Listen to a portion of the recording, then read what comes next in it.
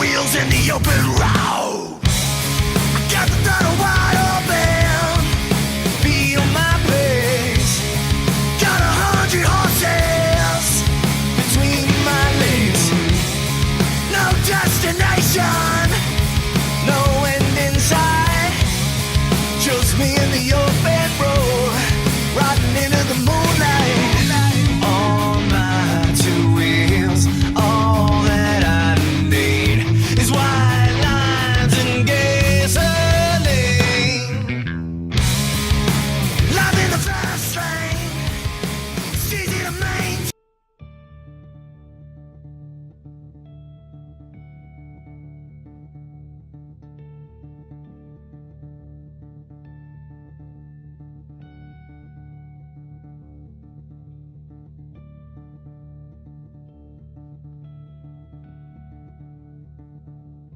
Oh, say, can you see by the dawn's early light what so proudly we hailed at the twilight's last gleaming, whose broad stripes and bright stars through the perilous fights. Oh, the ramparts we watched were so calm and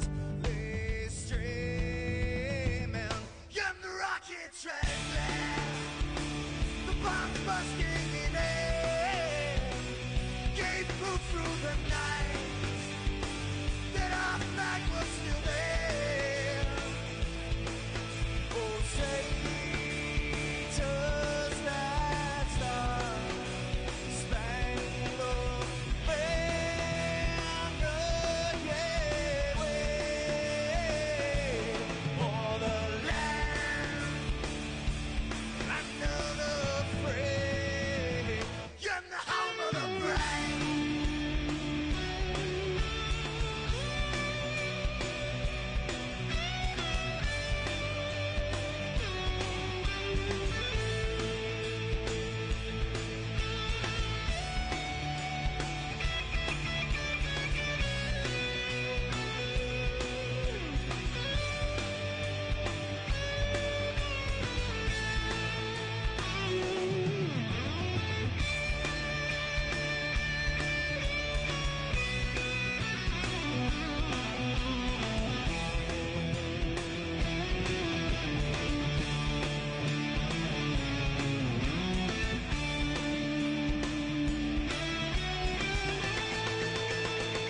Because we are the brave. Yes, we are the brave. We'll fight you in the name of the brave. We are the US of A. For those unaware, that flag is still there. It's our future to save. Stand of the brave, the US of A. Oh, say does that star-spangled banner yet wave for the land of the free and the home of the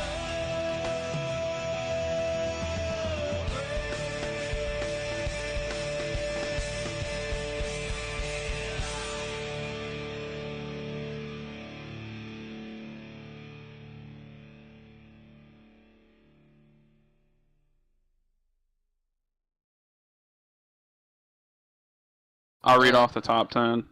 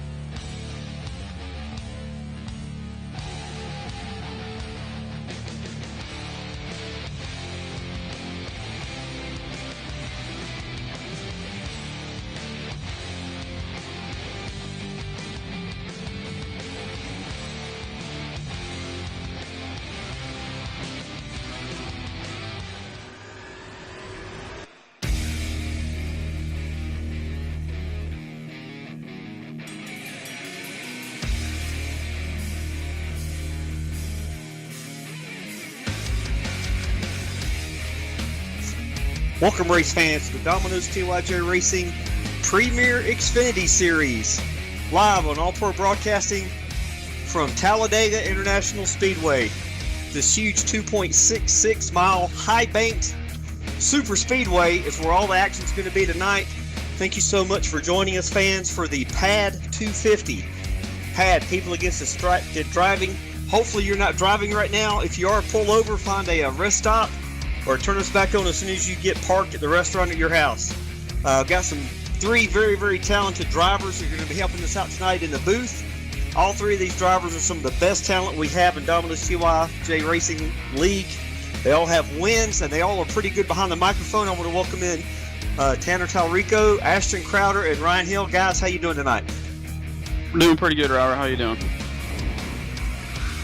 Good. How about you two guys? I'm doing great. I'm doing pretty good. I'm ready for this 94 lapper here at Talladega. Just got done with practice, and it's surely going to be a show tonight with the new draft model. Yeah, I tell you what, these guys have earned their way. We've got 20 of the best drivers in our Xfinity series who have made the chase, and we've got a couple other guys who haven't made it, but they are hardcore racers. They're going to be in here to try to spoil the party, try to get their own win. Right now, I think Tanner might have our chase standings or our point standings, so fans, you can see exactly where these guys stack up. Yeah, right now our current point leader is Curtis Young in the 94. He's been able to rack up 3 wins so far this season, so he locked himself in on wins. Quick reminder, any of the drivers that won during the regular season automatically locked themselves into the chase. And I believe it was 3 bonus points towards the chase for every win that you had. So we've got Curtis Young leading with 3 wins, and then behind him we've got Nick Reynolds, who actually has already won 2 times on the Super Speedway this year. He's in second, followed by Kyle Kamer, Joe Johnson, Josh Bonwell in 5th, Eric Stanford, Mark Jackson, William Davis, Shane Parrish, William Moore in 10th, Gerald Campbell, Andrew Kessler, Gary Sexton, Jack Watts, Donald Stewart, Judd Danielson, Jeremy Crandall, Jeffrey Ford, Ray Richard, and rounding out the final chase position, Mark McFadden. Hey, thanks a lot there, Tanner. So, Ryan, what are you looking forward to seeing here in this race as these guys are getting their couple of qualifying laps in? Well, one thing about it is anybody who pulls off pit road and takes that green flag can win this race. You have 20 guys racing for a championship going into Dover in 2 weeks. You win and you're in the chase, you're going in. You're going to be racing for a championship one more round. So, hoping that we see a new winner, but I don't know. Tanner said it best. Nick's won on 2 restrictor plate races, so he's probably a good bet. Yeah, I tell you what, we could have a first-time winner. Anything can happen here at Talladega, but it could come down to one of the drivers who has already got a win. But you never can predict it, and you just did hit on something there, Ryan. If you win in one of these 2 races, this one or Dover, you do lock yourself into the next round. So all these drivers have that on their mind also. Ashton, what are you looking forward to seeing tonight? I'm looking forward to seeing pit road and the strategy calls. You can take 2 tires, you can take 4, you can even take 0 tires. And if you take 2 tires, you're going to pick yourself up about 4 or 5 seconds on track, but you're going to have to sacrifice how your car is going to handle later in the run. So if you take 2 tires, you're going to get more track position, but you're probably going to handle worse. But if you take 4 tires and you can get with a teammate and push yourself back up to the front, it's going to work out for you later in the long run, Robert. Exactly. I think pit strategy and what you do on pit road, especially near the end of the race, is going to have a lot to do with who wins this race.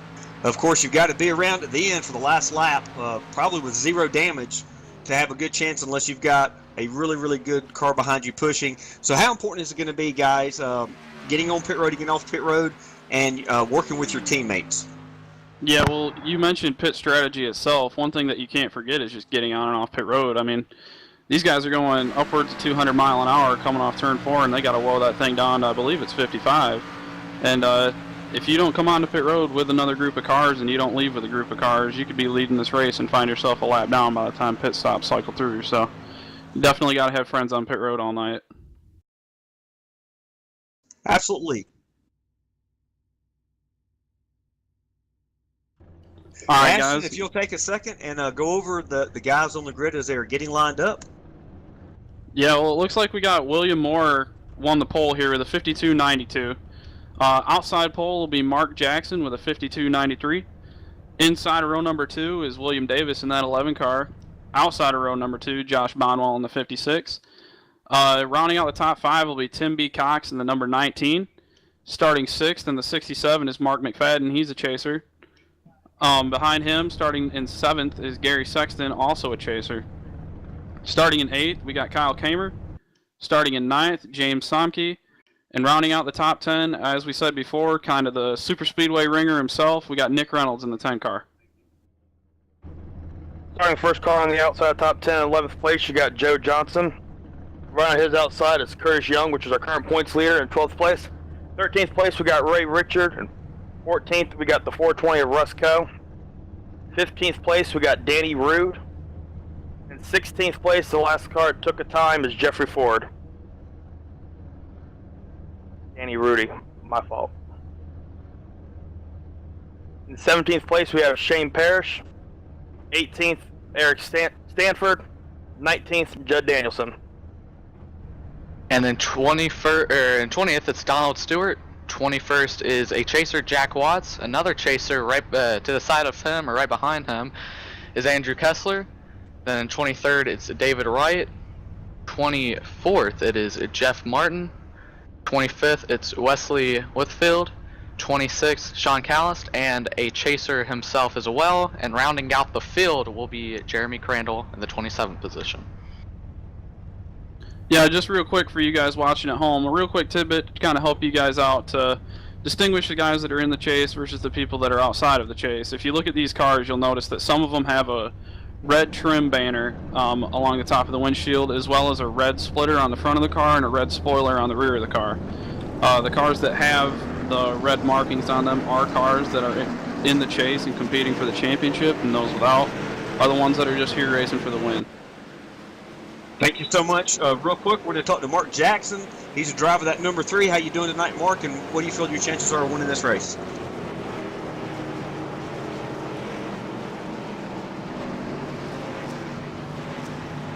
Super excited to be here at Talladega tonight, Robert. Man, started the chase. We punched our way into this thing with a win here in the Xfinity series. We're hoping we can pull off another one tonight. It's we got a long race. Car seems to not like to be pushed in the corners, so I'm a little nervous. But I figure our best chances was to put this thing up front and try to stay up here. Awesome. Sounds good, Mark. We wish you the best of luck, man. Keep that thing up front. Stay out of trouble. Thank you, guys. Thank you, Tanner. Thank you, Domino's, for putting this on. Here we go. It's a way to kick off the chase at Talladega, boys. All right, thanks a lot, Mark. And I'll let you three guys take final thoughts before we get to green. And Tanner will let you take the green. Sounds good. Well, we're about quarter of a lap away right now as they're working through 3 and 4 for the final time before they drop the green on this thing. You know, it's going to be pack racing. It's super speedway racing. We're going to see 2 and 3 wide racing. Not sure when, not sure where. There's a lot of unknowns going into this thing. What do you guys think about going green? Like, what are these drivers going to have to look out for? I'm liking the enthusiasm by Mark Jackson there. He said it best. If these cars don't like to be pushed, you have to start up front. And a lot of these drivers decide they want to start in the back. So I'm going to be looking at these guys up front and see if guys in the back can get up there.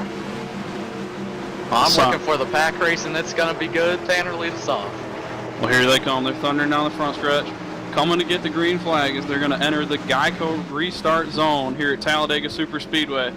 Waiting to see the green flag waving in the air any second. It'll be William Moore leading off Mark Jackson on the front row.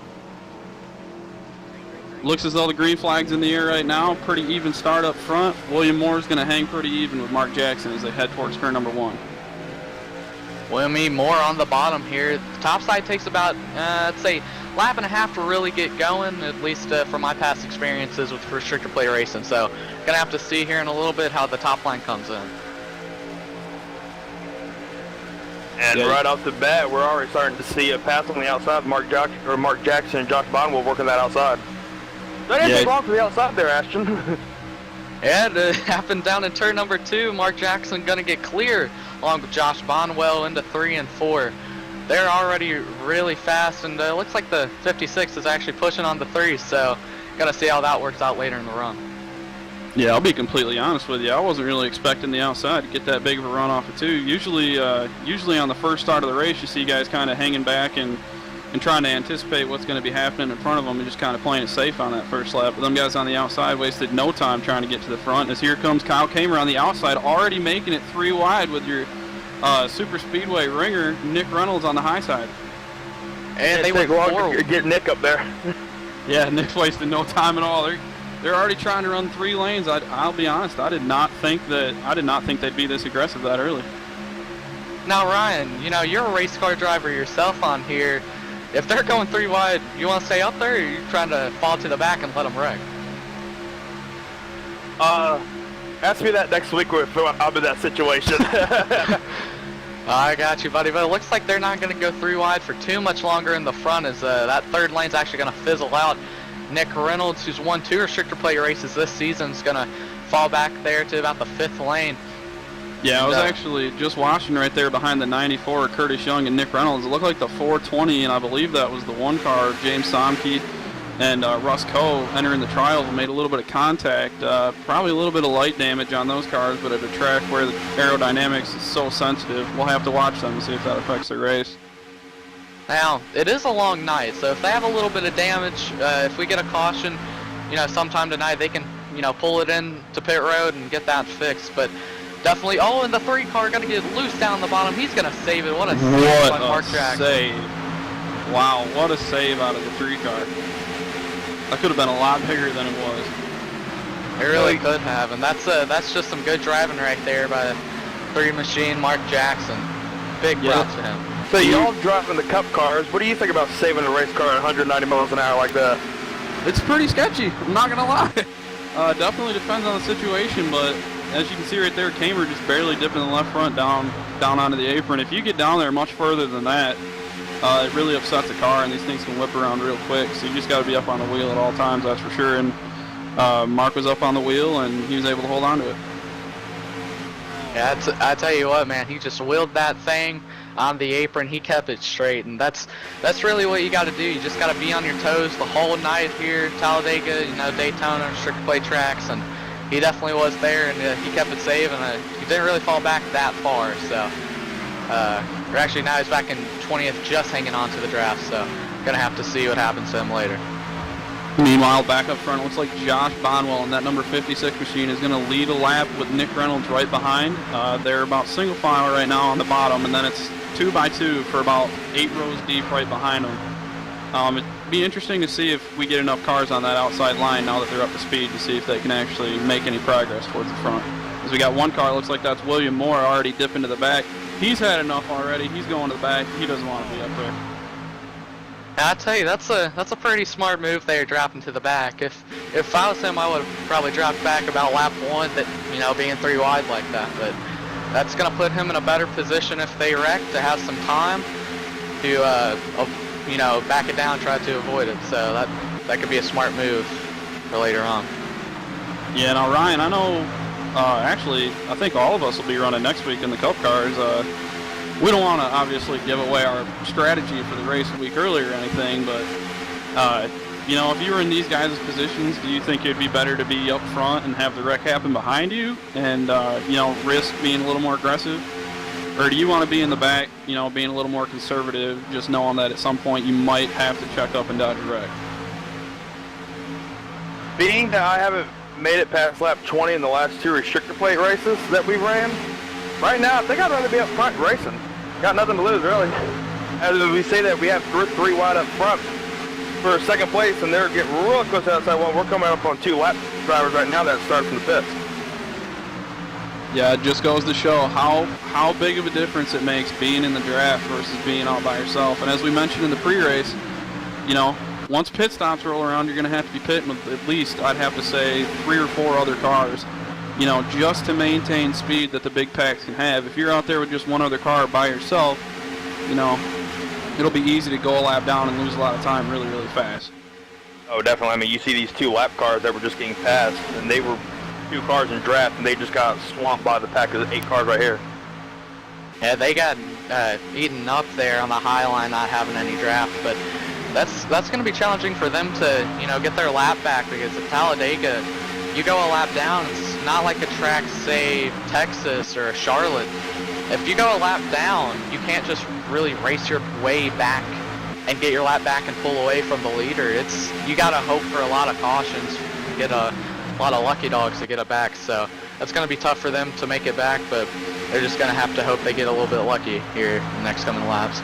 Well, the best thing they can do is exactly what Jeremy Crandall's doing, and he's just holding tail end of that field right now, so in case there is a caution, he can get that lucky dog.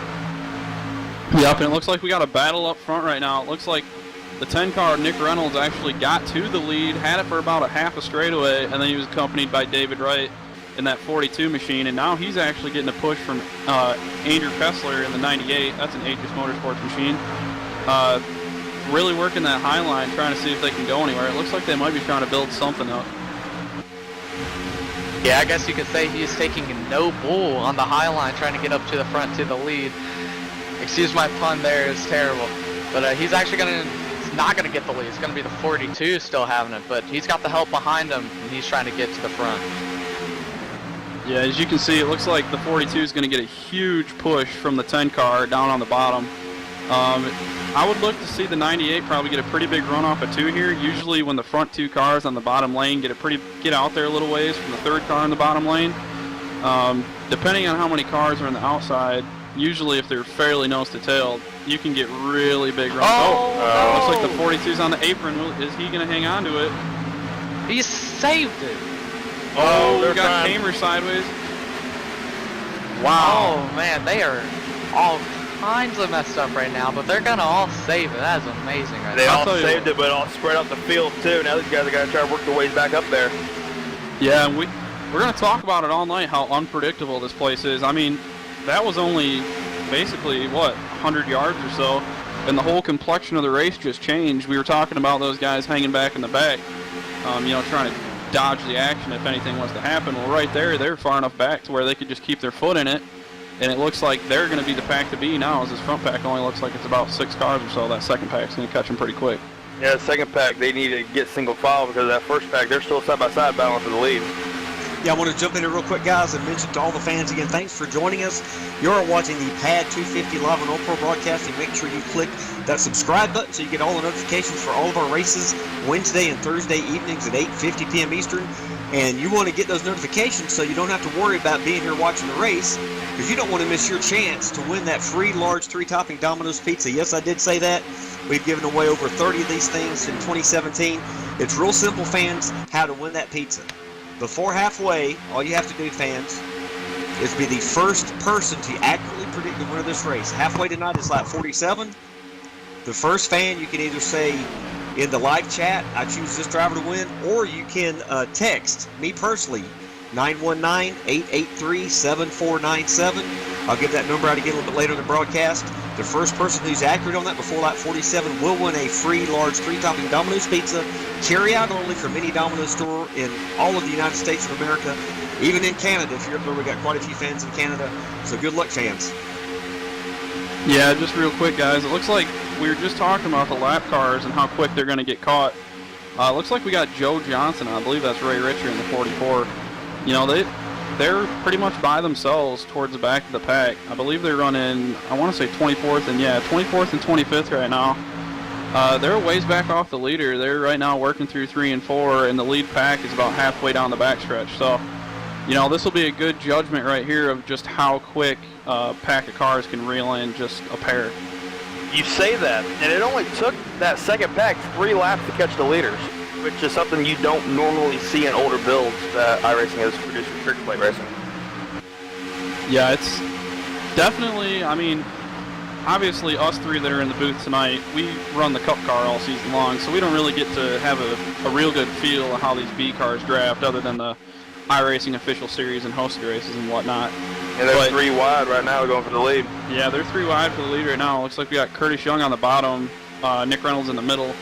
And I believe that is the 37 on the high side, if I'm not mistaken, of Danny Rudy, I believe.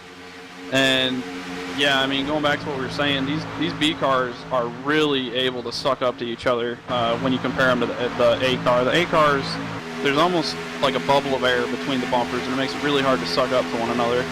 But the beauty about these B cars are you could be 5 or 6 car lengths back, and you can still get a huge run on people, which is what creates a great racing we're seeing right now. Just to clarify for the fans, Tanner is a true driver, a true racer here in iRacing. The A car is basically the NASCAR Cup car, the Sprint Cup car. The B car, obviously, is the NASCAR Xfinity car, which we're racing tonight. Yep, driver sorry. getting the wall a little bit right there. Yep, looks like we had the 42 car getting the wall on entry a little bit. He's falling back quite.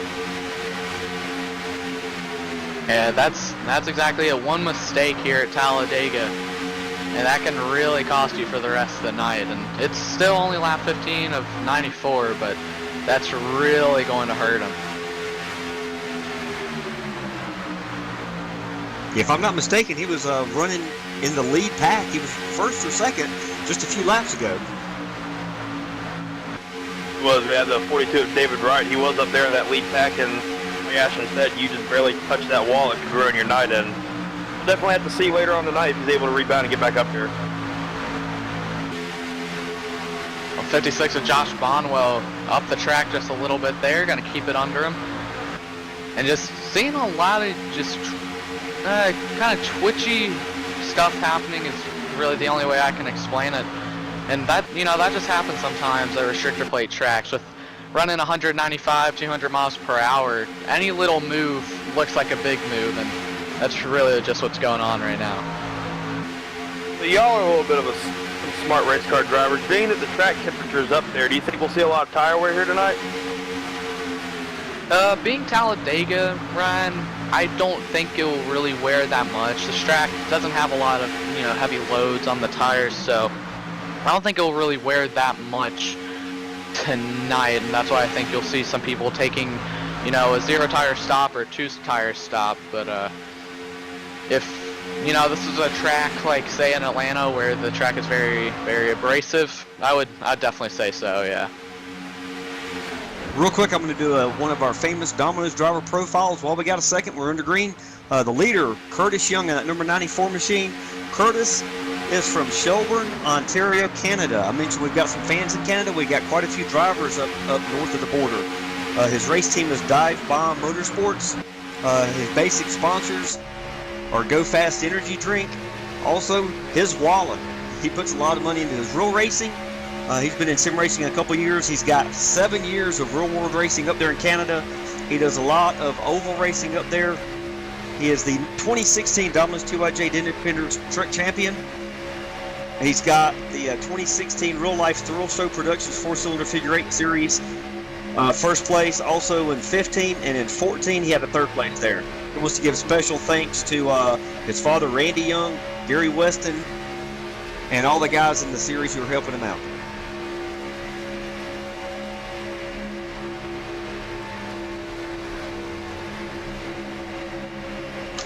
Yeah, we're still 2 by 2. They're still trying to do whatever they can with Curtis Young up front. Got a little bit battle 3 wide here in the back. Well, back more like 5th place, but yeah, there's definitely one thing. I know next week for us, I don't think we would be 3 wide or 2 wide this long, but that's not entirely up to me. I'm still surprised that these guys are racing this hard this early. Yeah, they're racing hard, but they're definitely making it work. We're lap 18. They've been racing hard for pretty much every lap of this race, and we haven't seen a wreck that's caused a caution yet. And we're hoping we don't see one. It'd be incredible to see these guys have to make green flag pit stops. All 3 of you commentators have mentioned how difficult that's going to be and how you've got to be perfect on pit entry. You've got to be perfect on your pit stop. You've got to come in with at least 4, 5, 6 other drivers. If you come in by yourself or just 2 drivers, it's really going to hurt you going forward. Well, the biggest difficulty about pit road is that entrance, because you're coming off pit road, or you're coming off turn 4 at about 190 miles an hour, and everybody's going to have a different braking point. You got to make sure you don't hit the person in front of you when you're trying to come down pit road, because you have to drop it down to 55 miles an hour. And I know way back in Daytona, Tanner, you were a victim of that, where somebody got on the brakes a little bit later than you, I believe, and tried to slow it down enough and ended up spinning into you. So, you can be a victim of that and not even see it coming. Yeah, I think Tanner's having a little bit of technical difficulty with his headset. We'll get some folks in the broadcast trailer to try to get him another headset here in just a minute. So until we can get him back, Ashton and Ryan, it's all up to you. Yeah, they're 2 wide up front right now, and we see the 3 wide every now and then, but for Talladega, they're keeping it pretty calm right now. I'm back. Small malfunction on the mic, but we're good. Everything's good to go. Yes, sir. We got to thank our crew in the trailer for getting that technical difficulty figured out on Tanner's mic. Thanks. Yeah, it looks like up front, lo and behold, no shocker right now, Nick Reynolds leading this thing on the super speedway.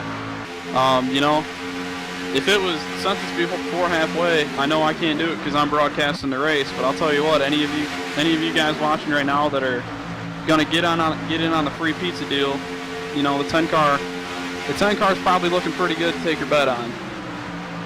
Yeah, Tanner, if this is Vegas, Nick Reynolds would definitely be the favorite to pick right now. He has 2 Restricted Plate Series wins this season, so he's up there for a safe pick. Come on, guys, you gotta pick a wild card. We're here at Talladega. Anybody can win this race today. Even the guys that left out can still win. I tell you who I'm picking. I'm picking that number 67 of Mark McFadden. He just barely squeezed in the chase in 20th position. He had an incredible run at Bristol, finishing his career high at Domino's TYJ Racing of 3rd place. He is definitely one of the faster guys in the Mustang. He missed a lot of races earlier in the year due to personal injuries. He had a very, very terrible motorcycle accident, broke many bones in his body. It's really amazing he was able to come back and make the chase. He's my dark horse pick for today. Yeah, well, as of right now, as this pack streaks across the finish line, you could throw the top 14 under a blanket. They're all within a second of each other as they go by right now. Nose to tail, looks like we got a basically 2x2 for, I believe that's about 5 rows deep. Looks like we got Shane Parrish in the 81 trying to work the high side with Josh Bonwell, trying to get that lead away from Nick Reynolds, but we know how strong that 10 car is. It'll be interesting to see if he can hold him off on the bottom. Yeah, for some of these guys saying that they don't want to be pushing somebody, they're often doing a lot of pushing on that outside, though. Yeah, and speaking of pushing, you know, we were just talking about tire wear, and I know you guys know this from driving on this track, how rough it is to the tri-oval and how light these cars can get on entry. If you're pushing somebody into the corner or through the tri-oval and you lay off just a little bit, just the little bit of momentum that you give them going into the corner or through the tri-oval from the initial push is enough to turn them around. You don't even have to be pushing somebody. If you just give them enough speed on corner entry, you can turn them right around with that extra speed.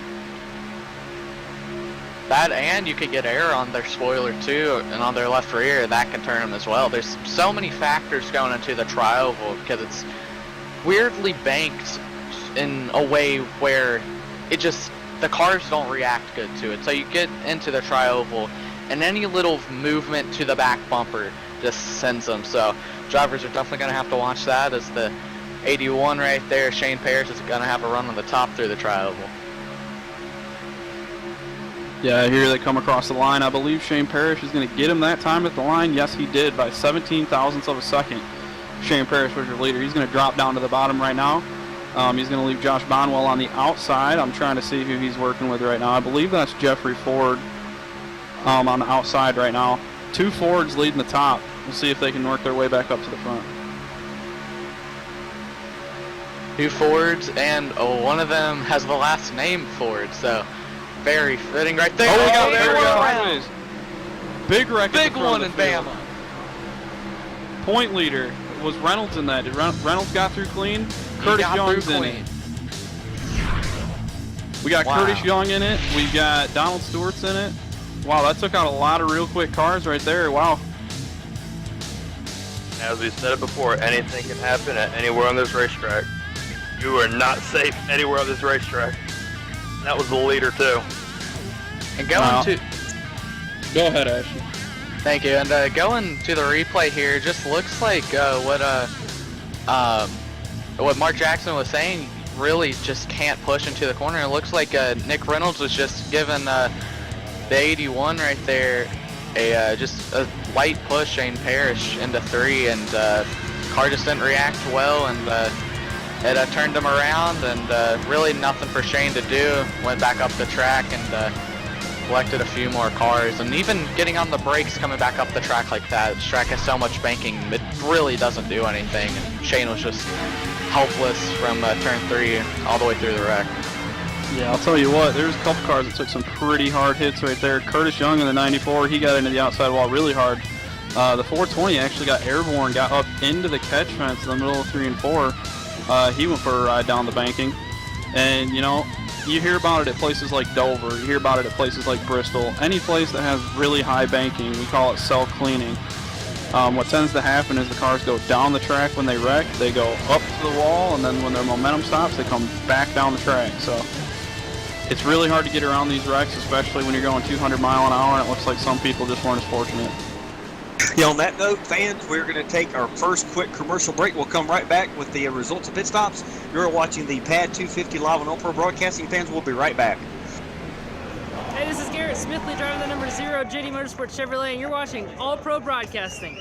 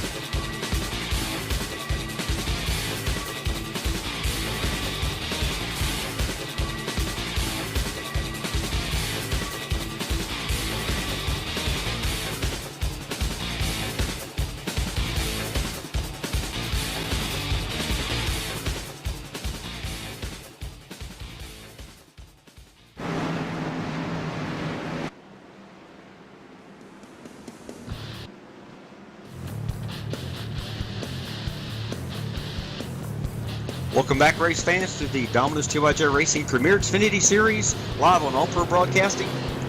Tanner, Ryan, Ashton, what you guys see on pit stops?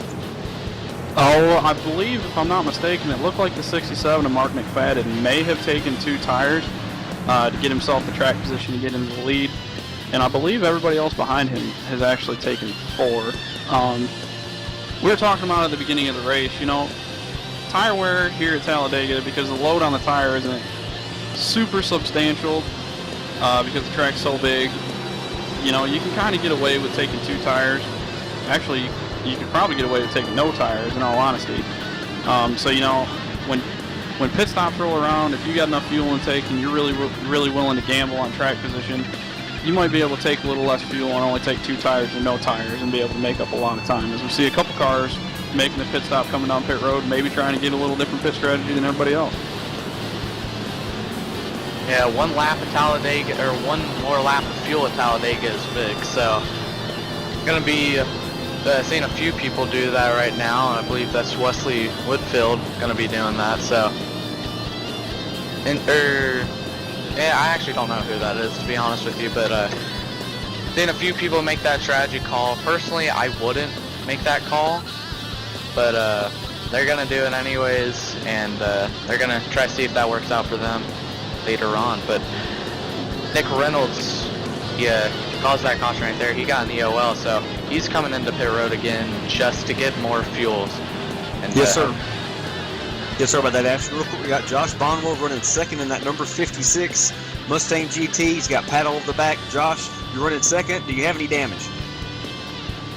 I got just a little bit, but not from that incident that just happened. Excellent. Yeah, it looks like your left front fender's got a little bit of damage. Your Mustang is really running strong. You've got all the horses running tonight. We'll wish you good luck, and hopefully we'll talk to you in Victory Circle. Yes, sir. 10-4.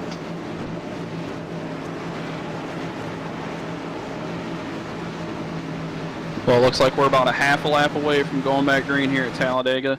A couple new faces up front, and you know, after that big wreck, basically claiming the race of I believe it was eight cars, I want to say, were caught up in that wreck that are actually out of the race. So, big chunk of the field already gone, and we're not even halfway done yet. And that's what happens here at Talladega. You have one big wreck, and that can take out half of the field, and sometimes even more. So, gonna see how this race plays out with having a fairly decent amount of cars damaged. Now you got to wonder, the group of cars that are clean, are they going to be able to kind of separate themselves from the people that have damage? Is that dependent on how much damage they have? Do you think the clean cars are really just going to run away with it, or do you think the damaged cars will be able to keep up? I think the damaged cars will be able to keep up, but I really do think it's going to be noticeable who's clean and who's not. Yep, well here they come for the second time into the restart zone.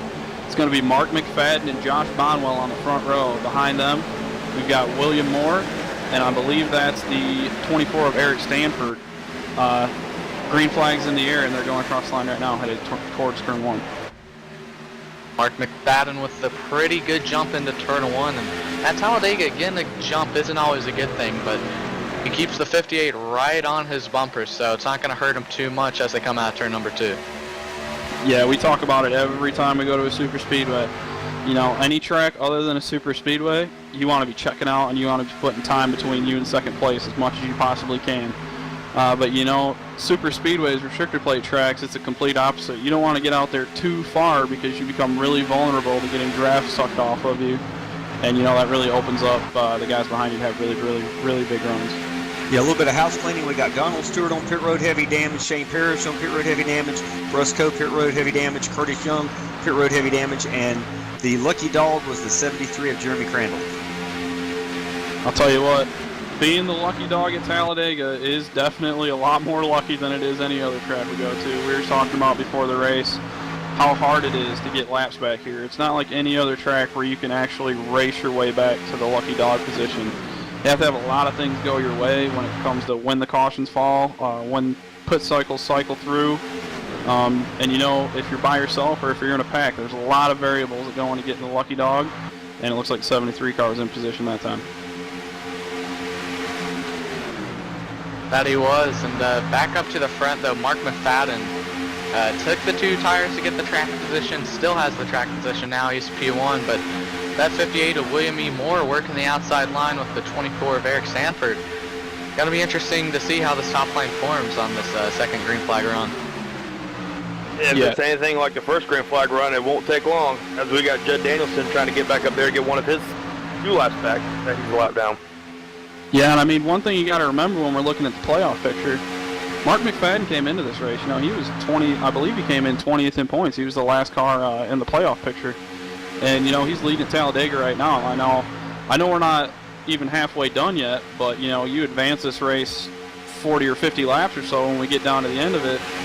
You know, Mark McFadden could be looking at coming into the chase, you know, the last seed, and leaving Talladega, you know, locked into Chicago in the next round. So that's the kind of format we have going on right now. We got, I believe, 4 of the top, actually, I believe that all the top 5 are chase contenders. So all these guys up front right now are pushing as hard as they can, trying to grab a win. Yeah, and real quick on the Mark McFadden, number 67, he is another one of our drivers who will do another Domino's driver profile. He is from Surrey, British Columbia, Canada. He's been in iRacing for 7 years. He has won the 2012 Daytona 500 on iRacing and the 2016 Talladega 500 on iRacing. His real-world experience, he's raced super stocks, hobby stocks, sprint cars, two street stock championships, and 2 IKF go-kart championships. And I mentioned he missed quite a few races. On April 19th, he was in a terrible crash. He had a concussion, fractured sternum, bruising shoulders and feet. He was able to recover from that. Here he is, sitting pretty. Yeah, and what a story it would be for Mark to go through all that and come into Talladega and potentially lock himself into round number 2 of the Domino's TYJ Premier Xfinity Series Championship League. Going through so much diversity he is. And that's the one thing that we have seen with the new format. It happened to Kyle Busch in, I believe, 2015. And it may well happen to Mark McFadden as they're coming up on lap traffic. That's Andrew Kessler right there. And I thought he was up there with the lead group about 10 laps ago. Yeah, he was. He must have had some kind of mechanical issue. I see he has no damage, but somehow he ended up multiple laps down. We hear a lot of these drivers in the field right now talking about connection issues and you know, computer performance issues. Not sure if that's iRacing related or not. He was one of the few drivers that actually had the connection issues. When they were under caution, that's what they were talking about. They actually have some problems with iRacing service tonight with that. So a little bit of iRacing service issues going on tonight. Virtual mechanical failures, if you will. It looks like Andrew Kessler was just on the bad side of that one. Yeah, he and Judd Danielson both have lost a couple of laps due to that issue. They do have their cars running back now. They look perfect, but unfortunately they're a couple laps down. It's going to be a long rest of the race for them. And real quick, fans, I want to give you one more idea of how you can win that free large 3-topping Domino's pizza as we're on lap 34. Looks like you've got about 12 laps to get your pick into 47. Actually, it'll be 13 laps.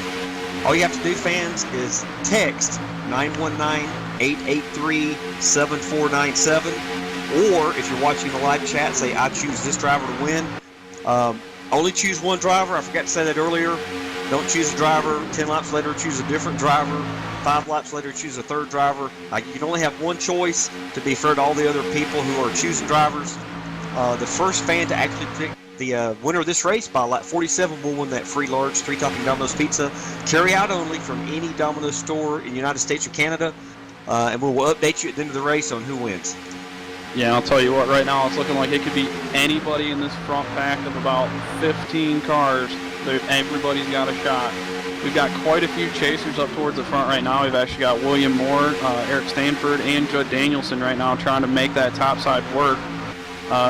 William Moore, sponsored by the Air Force, he's really kicking the afterburners on that 58 machine.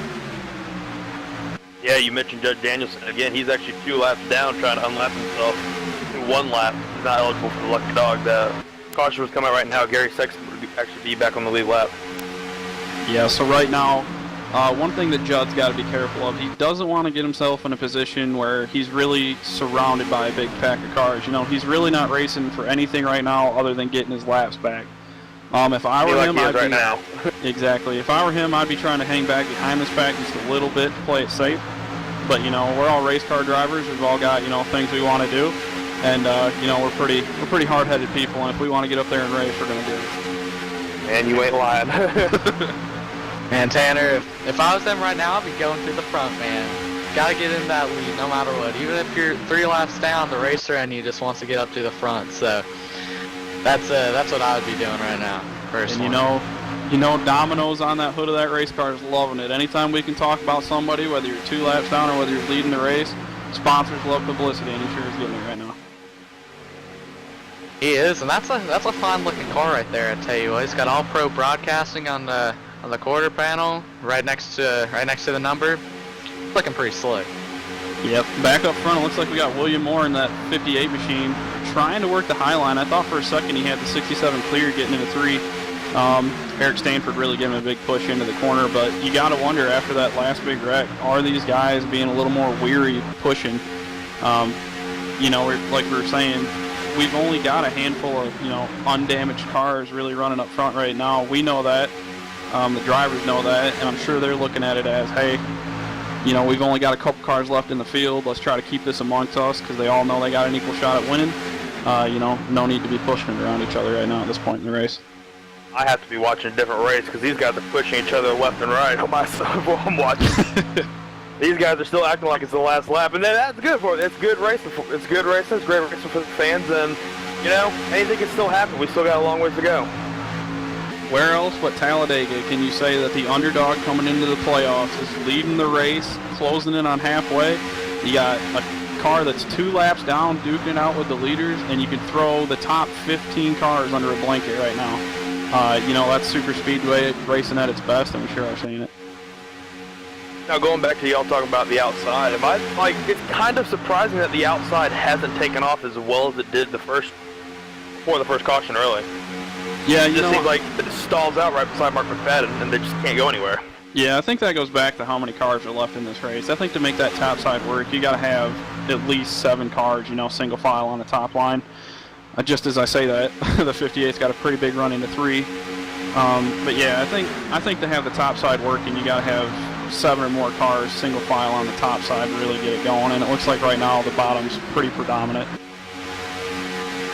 Yeah, that's just Talladega for you. Sometimes the top is faster when you have a lot of people up there, but if you don't have more than about 6-7 people up on the top, it's just the bottom's gonna pull you so hard in the corners. But the top side will get the run down the straightaways, and you can see that with the 58 right there.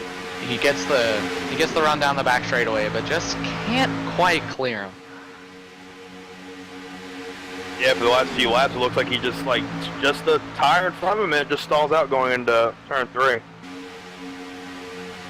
Yeah, if I could pick anybody's car to be in right now in the best position, I'd want to be in that 45 machine of Sean Kalis right now. He's got no damage. He's kind of been minding his own business all race, riding under the radar. And right now he's just barely tagging on to the back of this lead pack, trying to stay out of trouble, but right there to pounce if he gets an opportunity. Yeah, speaking of Sean Kalis and that number 45, he always brings an incredible paint job on his car. Tonight, looks like he's racing. What's he racing on that, guys? Looks like he's racing a Wells Fargo Mustang. Yes, sir. That's one of his Kyle Petty throwback. Yeah, that's one of his main sponsors. A quick Domino's driver profile. Sean is from Brighton, Illinois. He is one of the newer drivers in our Domino's 2IJ Racing Series. His team is SBT. He's been racing sim for about 2 years, I think, now. He does have 1 Daytona win on iRacing, also the Keenan National Series. He's also got a 1 B-Class Open win at Talladega, so he knows how to get around this joint. He wants to give special thanks to his family, his wife Barbara, his son Troy, Tallarico Signs and Designs for these incredible paint jobs. And he also wants to give thanks to some of his friends at Laid Back Outlaw iRacing Group. Yeah, it looks like right now he's kind of just biding his time riding behind this pack. We were hearing it.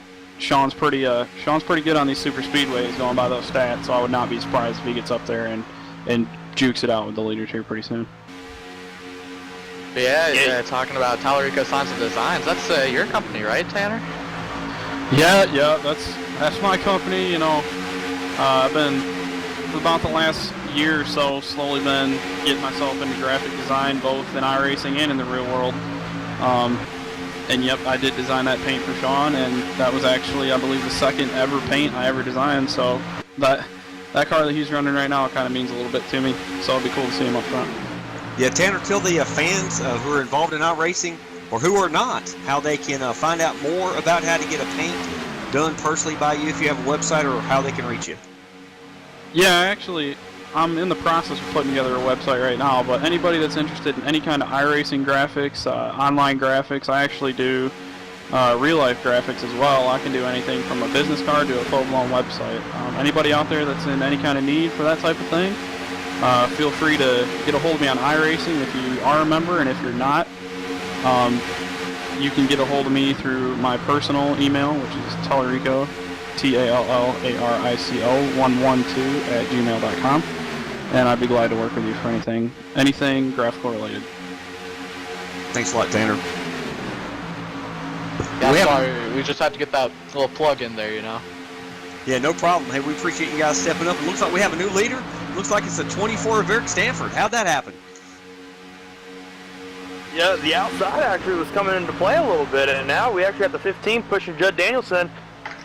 See if we can get Judd, see if we can get his lap back for that old Domino's 85 car. Yeah, he's pushing as hard as he can. I'll be absolutely amazed if he can get one. I mean, he is 2 laps down, but even getting one back the hard way is a really cool thing to do.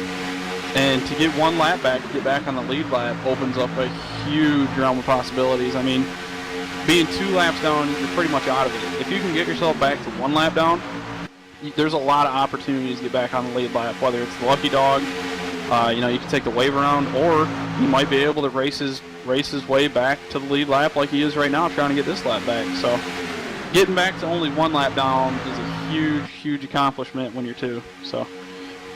We have a driver just worked their way back up almost into the top 5. Your outside pole sitter, the number 3, Mark Jackson, we saw earlier in the race, he had a save going about 195 miles an hour going to turn 3 earlier. Now he's worked his way back up to almost the top 5, working on it now. Yeah, we all know the story of the 3-car Talladega. That's a really good number to have at a big super speedway. Of course, I'm sure everybody knows the historical significance of it in the real world.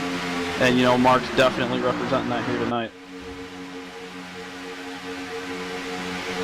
But Judd Danielson back up front. He's actually clear of the bottom. Not going to move down, though. I think he thinks that he's going to get another run back on the top, and I would say he's correct by thinking that if he is. But actually, it's not going to be as good as a run as I thought it would be. It's actually going to stall out up there, so. But interesting why he didn't pull down. Yeah, the more laps these drivers put on their tires, the more they're getting squirrely off it too. You saw him moving around a lot right there. I think that's what actually hurt the momentum for him to get past him. Yeah, one thing that I totally forgot that we haven't talked about tonight in this draft is, temperatures. You've got your water temp and your oil temp. These guys, if they could have it their way, they'd be pushing whoever's in front of them the whole way around the track. It doesn't work like that, for one, because of handling, and 2, because of mechanical means like temperature and whatnot. So I think what some of these guys might be struggling with on the outside line right now is that it's a longer way around the track on the outside line. So if you're pushing, you're actually heating your engine up a little bit more. So you got to kind of do it in spurts, just like the 15 is to the 85 right now. He's getting up on him, giving him a little bump, letting that engine cool down, getting back up on him, giving him a little bump, as to where the guys on the inside line, they can afford to kind of lay back off whoever's ahead of them a little bit because they're taking a shorter distance to keep that engine a little bit cooler. So it'll be interesting to see if the guys on the outside can manage their engine temp to really get big runs coming off the corner. Big enough a big run, that's the 15 going 3 wide. It's Jeff T. Martin on the top. Yeah, if I'm not mistaken, it almost sounded like, as we were saying that the 15 was getting hot behind the 85. I hope I didn't just jinx him right there, but that's what we're talking about. You get up on the outside behind somebody, and you're really trying to lean on them and get a big run of whoever's in front of you. There's a big plus to that in speed, but there's also a big negative to that in engine buildup. So you're a real announcer now. You're already jinxing other drivers when you talk about them. I know. I just got to quit talking. Now, I don't mean to, be negative about Judd Danielson, but if he would have moved to the bottom, that really would have helped the top line and gave 15 some air. But then again, never know what kind of deal they had worked out where, said it's going to push Judd Danielson as far as he could. But, yeah, definitely. Well, now since that's definitely happened, we actually... Sorry, you go ahead. Yeah, but definitely Judd Danielson being on the top there, I think he was just trying to help the 15 out and didn't quite work out for everybody. Yeah, I think Judd, knowing him for a couple years, he didn't want to leave that partner that had pushed him up there to the front, and unfortunately didn't work out. And we were just talking earlier, the new leader here in the number 24, of Eric Stanford. He is driving that ES Billiards Ford Mustang. He's doing a great job, boys. He's got all kind of heat on him right now. Eric Stanford is from Glenfield, New York. His sponsors are ES Motorsports, ES Billiards, and Pepsi. It looks like we've got a battle for the lead. Yeah, it looks as though William Moore right now is still maintaining the lead, and we were just talking about him. Mark Jackson in that number 3 car right now, right behind him, trying to get that inside line to take off, but they've got no help behind Mark right now. It looks like the only guy behind him is the 71 of Wesley Whitfield, and I believe that's, I want to say Jeff T. Martin right behind him. Yeah, correct. That's on the inside line, trying to get that inside line going, but right now it looks like the 24 and the 58 are door-to-door right now going into 3. Yeah, last lap when they were actually...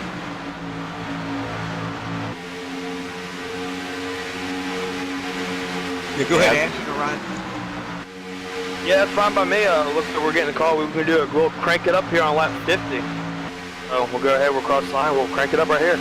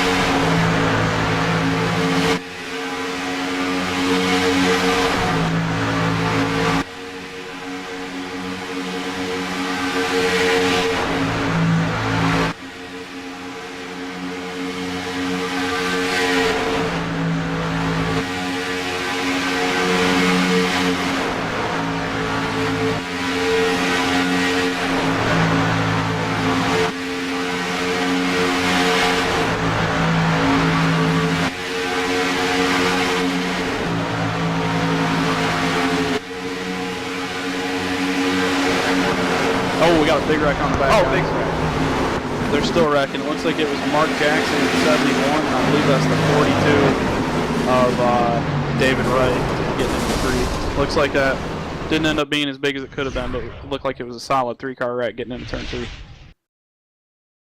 It looks like it was the 3-car of Mark Jackson. Yeah, looking at the replay, it just looked like the 15 was pushing the 71 on the straightaway, and just, like we said, a little bit of a bobble. These cars get upset, and it just turned the 71 right into the 3-car. Yeah, they were barely even touching. It's like it even on the straightaway. These cars really did get loose after a lot of laps on the tires. So the 71 just barely got tagged from behind by the 15. Very incidental, not intentional whatsoever, but it did turn the 71 up in front of the 3. All 3 of those guys, I think, are teammates. It looks like the 24 was able to record it. The 67 got loose.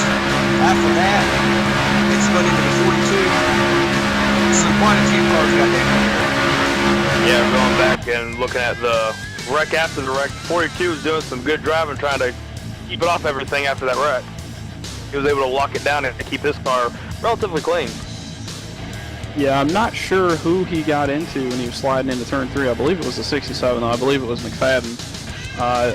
Yeah, McFadden went to avoid the wreck, and just, it was one of those things, there are cars inside, but you're trying to avoid a wreck. And yeah, but thankfully, though, I believe both those cars got away with pretty minor damage compared to what they could have had. I believe the damage on McFadden's car is probably a little bit worse, but, you know, definitely not as bad as it could have been for both those drivers. Looks like they're coming down pit road.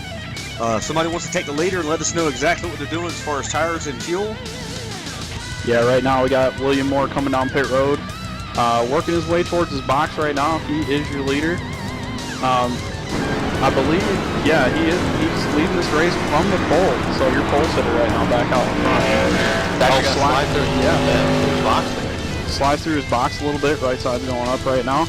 It'll be interesting to see if he decides to take all 4 now that he slid through his box. Maybe try to make up for that time loss. Nope, he is going to go through and take all 4 tires. So William Moore feeling confident in that machine. No problem to win the race off pit road, followed by Eric Stanford in the number 24, and then Jeff T. Martin in the 15. Yeah, William E. Moore is flying that beautiful United States Air Force colors on that number 58 Mustang GT. Fly, fight, win on the back of that Mustang. Looks awesome. A lot of 2-tire calls there, starting with Jeremy Crandall. He took 2 tires, and we're gonna have to see if it works out for him. Yeah, just before that caution came out, I was kind of scrolling through the field, just looking at the leaderboard, and it didn't even occur to me that the 10 car, Nick Reynolds, he wasn't even in that lead pack. He had to have been within just a couple seconds of going a lap down, and we were just talking in the beginning of the race about how strong that 10 car was prior to that first caution coming out. He was in danger of going a lap down, so again, it just goes to show you can never be too careful at Talladega. You always got to be up on the wheel, and you could find yourself in a pretty precarious situation even if you had the fastest car in the field.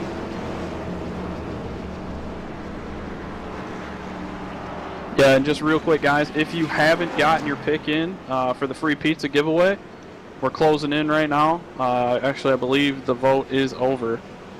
We'll see if somebody's got a win. Yeah, that was over on lap number 47, and we will definitely update everybody on exactly who wins that pizza tonight. Again, we give these out every single Wednesday, Thursday night, and fans, this is how you can make sure you never miss that. If you're watching on your device, make sure you click the subscribe button. That way, when we have our races on Wednesday night and Thursday night at 8:50 p.m. Eastern, you don't even have to worry about it. Your phone will go off, your tablet will go off. You can turn on the race here on All Pro Broadcasting, which, by the way, is the best broadcasting company out there in the business. Michael D'Amico's got the greatest camera angles, in my opinion, you can find anywhere. So we definitely appreciate him being on board here. And we're going to do, when we get started here for the next restart, we're going to do another Crank It Up with all these cars grouped up together for at least 2 laps and let you guys enjoy that. So who all took 2 tires? Because it did work out pretty well for Mark McFadden after that last caution. It was Jeremy Crandall, Nick Reynolds, Sean Callis, and I think that's it, actually. Yeah. Well, we were talking about Callis, a couple laps ago. Kalis, sorry, no problem. We were talking about him, before that caution came out about, just kind of biding his own time. And, lo and behold, just riding, he finds himself just outside of the top 5 and 6 as the laps are winding down. Could he be putting himself in position to pull off a W? That's the thing with Talladega. It's unpredictable, Tanner. So the guy back in last car on the lead lap could, in 5 laps from now be up to first. So just got to play your cards right and hopefully you work yourself up to the front. So go ahead, Ryan. I would say, so, well, you guys know as well as anybody else, we're here about 39, 38 laps to go, about 37 when they take the green. Guys that were running in the back that weren't running up front, do they start running up front or do they still hang back? Because what would y'all do if you were in this situation?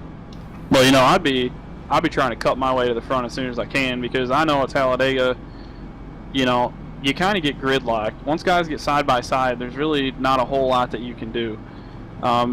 If you really can get with somebody and really pair up with them, you can make up some pretty good time. But if I'm somebody towards the back, I'm going to be trying to cut through this field as fast as I can on this restart while we're still kind of spread out. But once the draft comes into play and you get all bunched together, it gets really hard to pass people. So what you're saying is you're done riding now. The time to ride and take care of your equipment, that's over right now. Now it's time to go. Oh yeah, for sure. I mean, it's go time. Like, it's time to hit the dig button and you're ready to go to the front. Well, we'll definitely see some of these guys in the back and get up there and do it. Go ahead, Josh. Yeah, right now I'd give them that a shake and bake. I'm talking about just as soon as that green flag drops, going to the front. Maybe a little bit of a slingshot with a teammate. Try to win yourself a race here, man. Well, in the spirit of Talladega Nights, Ashton Crowder coming up with some of his best quotes, and who knows, maybe that'll be the way to do it. You'll see guys, juking to the outside, maybe finding somebody to work with and really racing their way to the front. I was talking about teammates, Tanner and Ryan. How important are teammates at Talladega? You can take this one, Ryan. Well, again, the last 2 restrictor plate races, I didn't have a teammate because we both ended up being wrecked very early in the race. But one thing is, there are teammates in this chat right now that I know that they'll be working together next week. Myself, I won't have any teammates, but you have to be able to find people to work with on the fly. You can't always count on teammates. I remember Robert saying very early in the year at Daytona, back in February, that your teammate could be in first, and you could be in 41st. Exactly. Exactly, Ryan. Real quick, we do got a hold of Ray Richer. Talking to that point, we're just talking about teammates. Ray, you had to team up with some guys that you're not really on a team with to get yourself up in this position now that you're back having a pretty good run. What are your chances to pull this out? I think we got a great chance. Car's still in great shape. These cars really like to dance. They really like the rear end to come out from underneath them, and you can't really touch a guy behind you, especially through the corners. Obviously, the results kind of show themselves, but these guys have been helping me all night long. We started all on pit road, and obviously up here in the top 10 right now, we got a great shot at this. Yeah, I tell you what, it's awesome. You've gotten your lap back as well as Gary Sexton. So good luck, Ray. Hopefully we'll talk to you in victory circle, or at least in the top 3. Thanks, fellas. Thank you. All right, well, here they come off turn number 4 right now. They're headed towards the restart zone. It looks like we got William Moore on the front row, again outside of Eric Stanford. I believe that's the way the last restart was, if I'm not mistaken. Yes, sir. We're going to do a couple laps to crank it up. Sorry about that, Tanner. So fans, turn up your surround sound system, whatever kind of device you're watching this on. Hopefully it's your 72-inch big screen. These cars are going to wind it up to about 199 miles an hour. So enjoy these next 2 laps as we're going to be silent and enjoy it with you.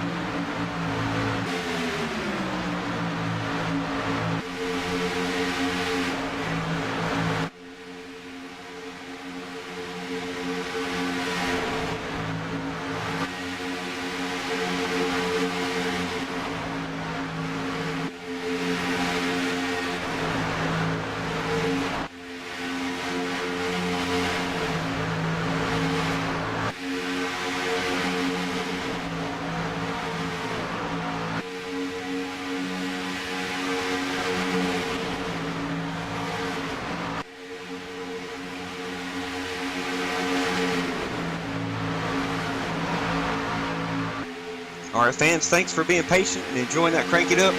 What's happening up front, guys? Oh, right now it looks like William E. Moore is still in command, followed by Eric Stanford in the 24. I got to tell you what, there's 2 groups of blue ovals up front right now, and they look to be pretty strong with William Moore teamed up with Eric Stanford and Josh Bonwell teamed up with Jeffrey Ford. Yeah, it sounded like the officials actually had to intervene with that restart. I know Robert was there. Robert, is there anything like you want to add about what happened on the restart? Because I heard some drivers complaining about it. No, the couple drivers made that change to get behind the car in front of them right past the start-finish line. The perspective from 5 cars back when you're sitting in the car might look like it was before the start-finish, but I looked at it from the blimp view and everything is good. Definitely, and Robert said it best. Your perspective from inside the car varies anywhere on this racetrack because a lot of times you're tucked up behind somebody, you can't see anything but their back sponsor.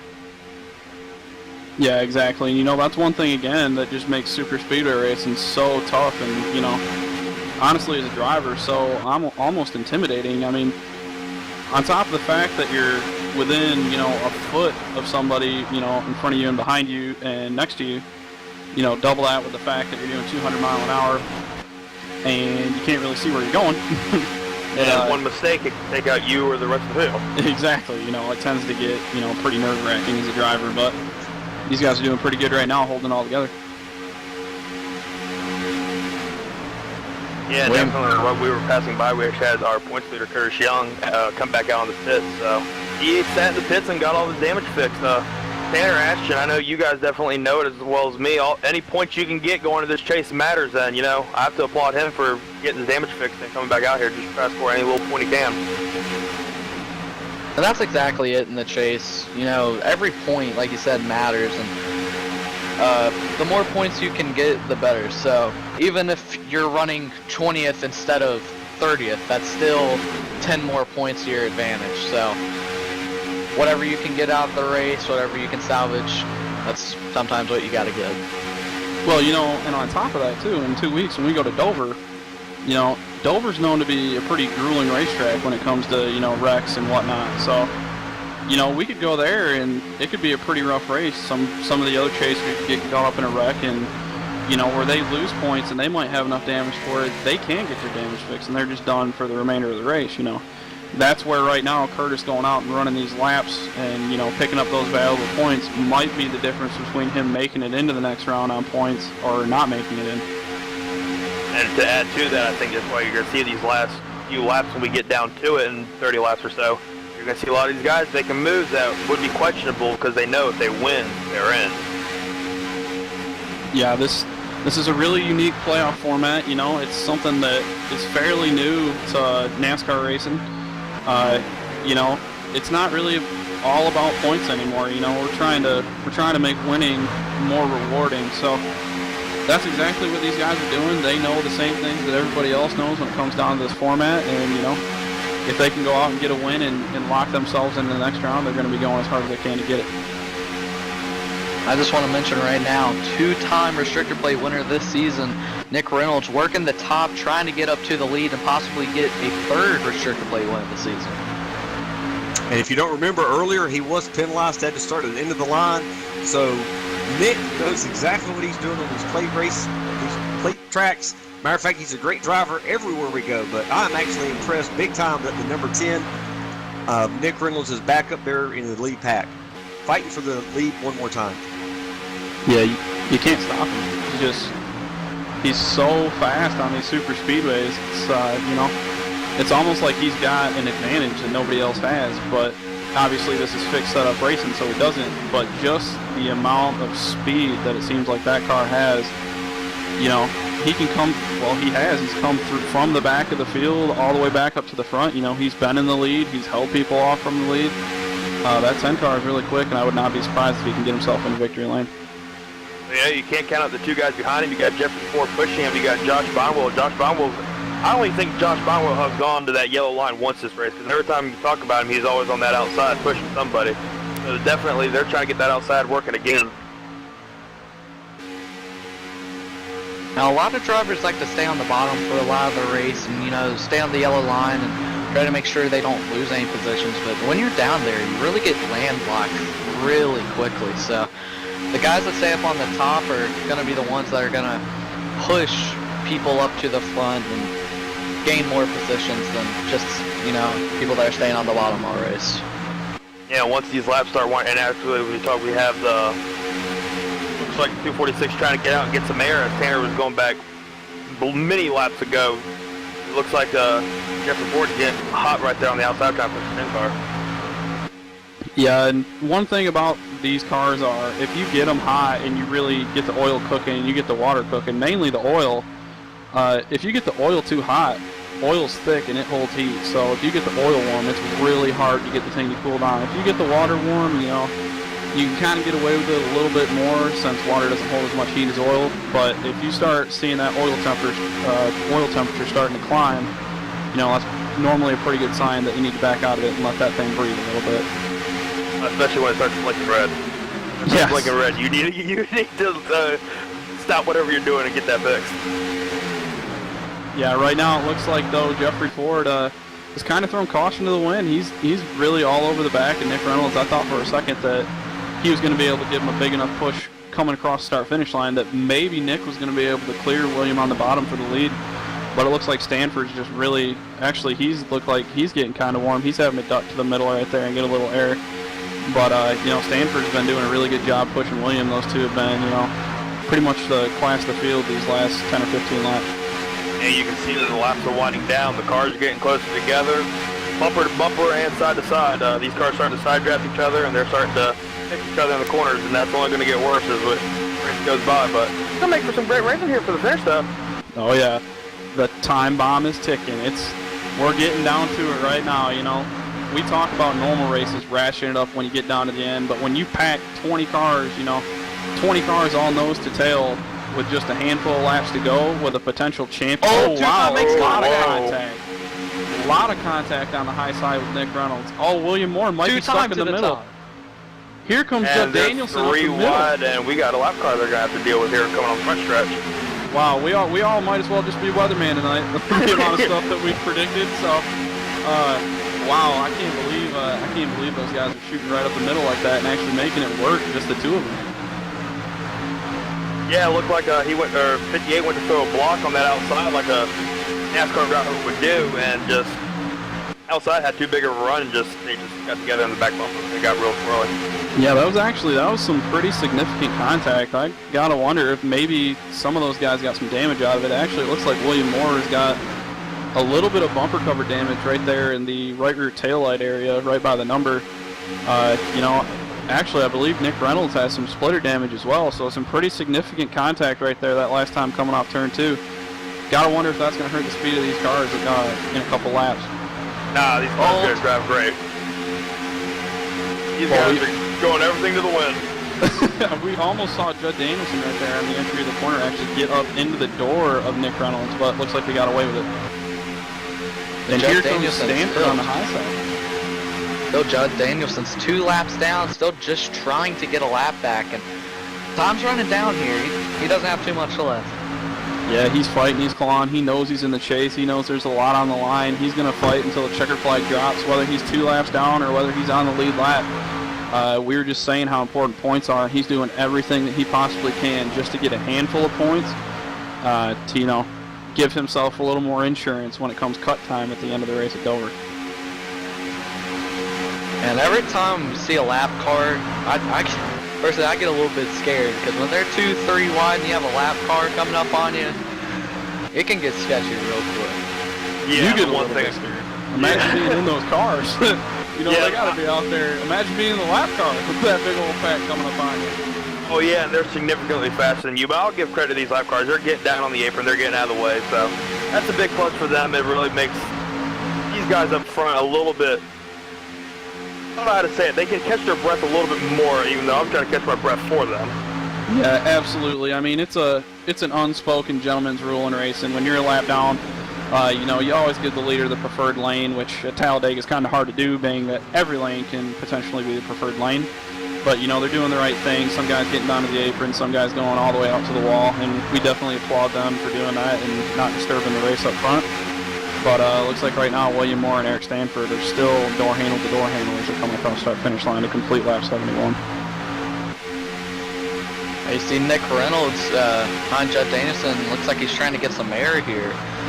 And if you're Nick Reynolds right now, are you getting a little bit frustrated that Judd Danielson's up there, even though he's not racing for the win? Come down 20 to go, I know I would. It's just, like they were saying, it's a gentleman's rule, but I'm not going to fault him for doing it, but it's just one of those things like, kind of a lap down. I kind of got to go, but now my personal preference behind it, everybody's going to have their own personal opinion about it. Now, on the flip side of that, though, Ryan, I mean, what if this thing does come down to the wire and he needs somebody to go with him in one of the lanes? Could he use the lap car of Judd Danielson to his advantage and be able to, work with him and maybe get enough speed to power around 1 or 2 cars coming back to the start-finish line to get check flag? Oh, definitely, I would. I'd rather push a lap car to the lead. Well, I say the lead than one of y'all to the lead, and y'all will win. That's my theory behind it.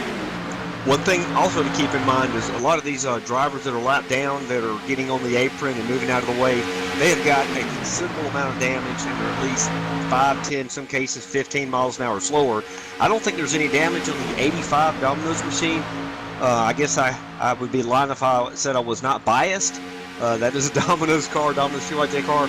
But truly, honestly, he doesn't have any damage at all. And it could come down to, he could help one of these guys win the race.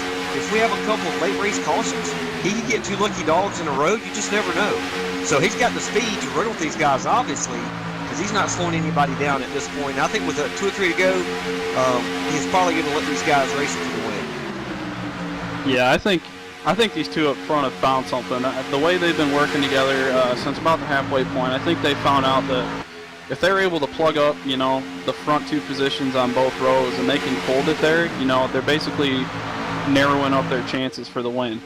They're basically going from 15 to 1, going by everybody in the field, pretty much down to 4 or 5 to 1.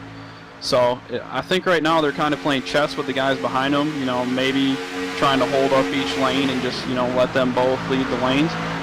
But it definitely looks like the 58 and the 24 have got some chemistry going on between them right now.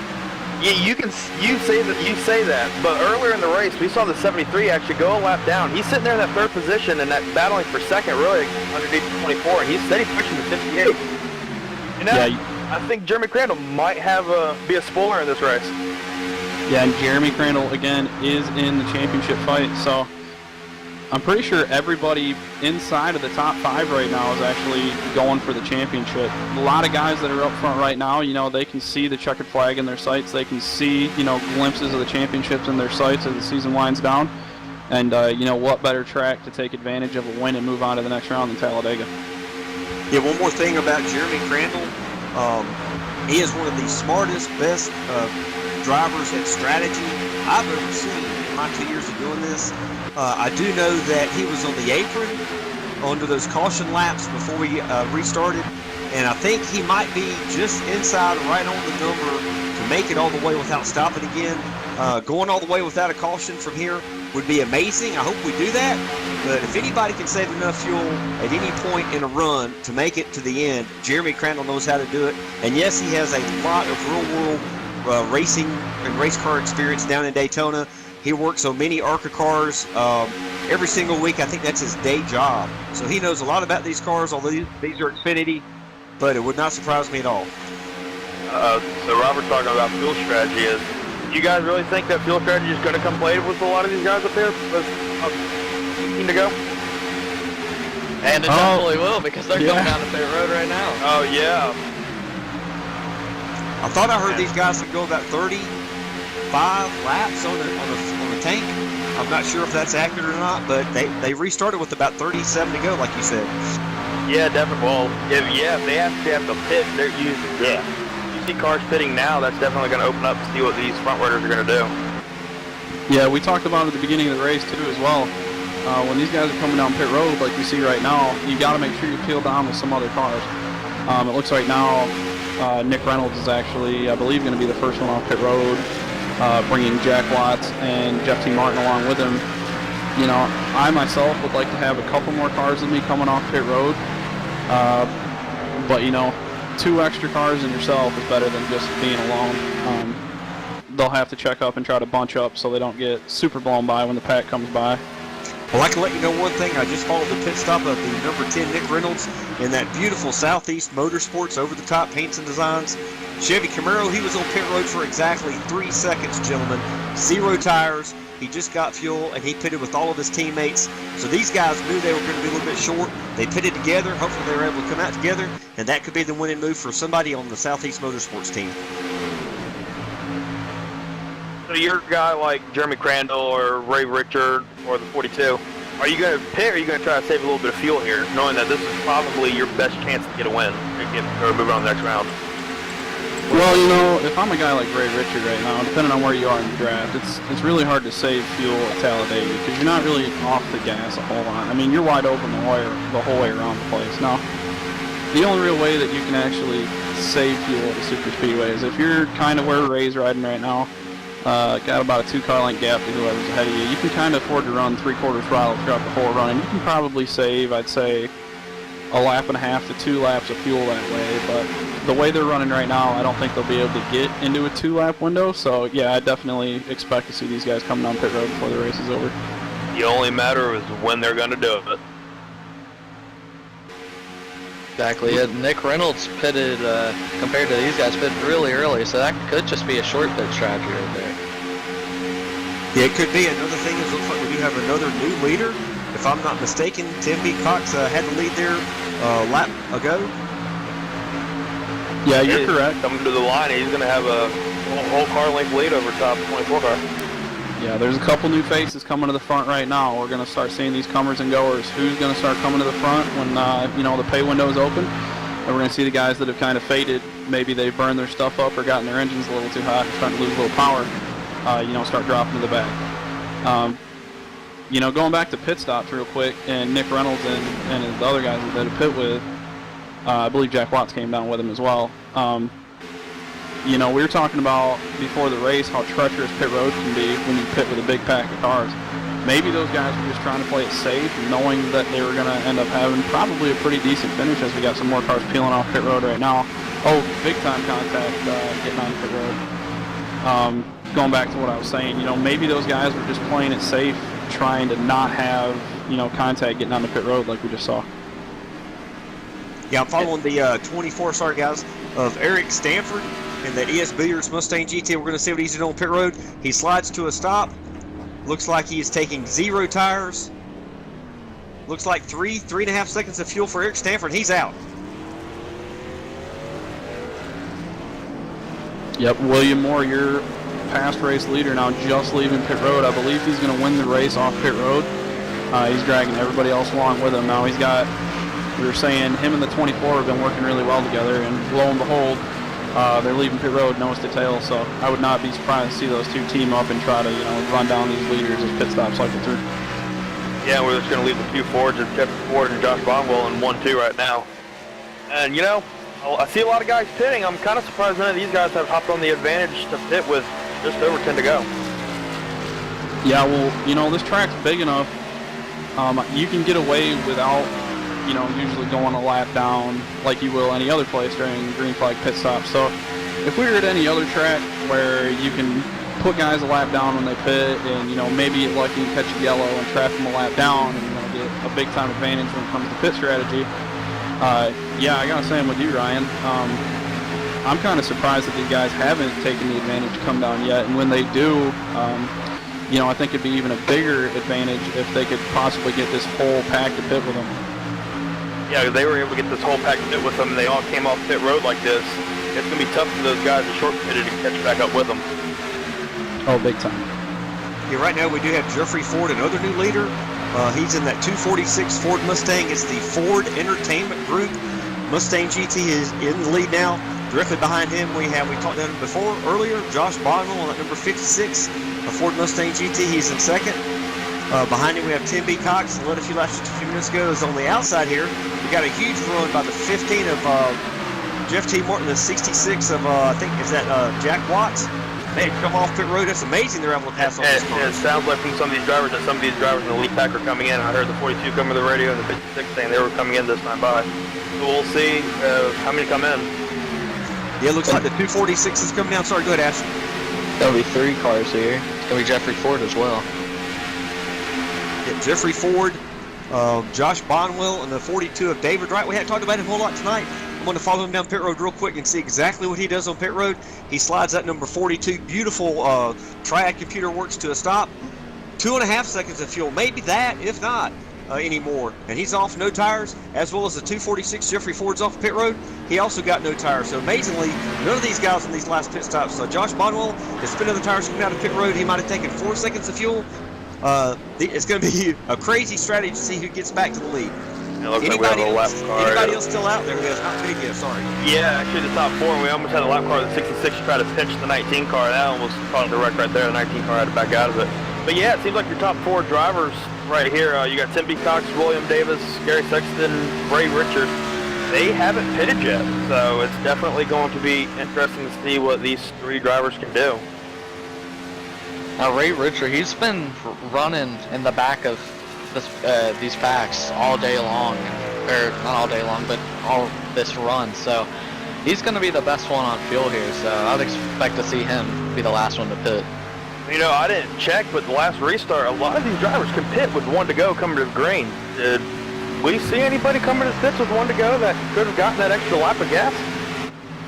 I don't think Ray Richard did, but I could definitely see William Davis or Gary Sexton doing that. I think Jeremy Crandall might have been one to do that. Like I said, he's one of the smartest guys at strategy. He's a pretty good race car driver as well. Yeah. As we're talking, like, the early pit stop strategies of Nick Reynolds, they're actually about to go a lap down right now with the leader catching them. So, was the early pit strategy worth it if these guys are able to make it on gas? If they can make it on gas and get to the end, it was definitely worth it. But I mean, my gut's telling me right now that it's going to be too long of a run. I think these guys are going to be pushing a little too hard, and ultimately, I think the lead is going to end up cycling back around to the 58 and the 24. I think that's the battle to be watching right now. By the time this all is said and done, if for some reason those guys that are in the big pack right now can't actually, and we got them all four of them coming down pit road right now. Yeah, so by the time their pit stops cycle through, I believe the lead should come back around to the 58, the 24, the 246, as well as the 42, if he can get some draft and catch back up to those guys. But I'm pretty sure that this race is pretty much in the 58 and the 24's wheelhouse. Yeah, I will say, those 4 drivers, those were probably the 4 best pit entrances I've seen out of everybody coming in. Everybody looks like they were coming in hot sliding tires. These guys came in nice and smooth. Was it too slow? At a track like Talladega and Daytona where speed is, it's literally everything. We got the 19, sorry about that, 19 spinning coming off of pit road. He hit the inside of the wall, he's going to get turned around, no caution. Yeah, caution's not out right now. Jeremy Crandall's actually your new leader. Sorry about that, 19 was getting a little more sideways.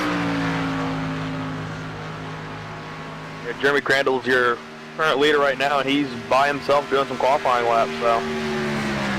It'd be interesting if he comes down pit road, which he does. And we are closing in on the end of it right here. Not too far from 5 laps to go.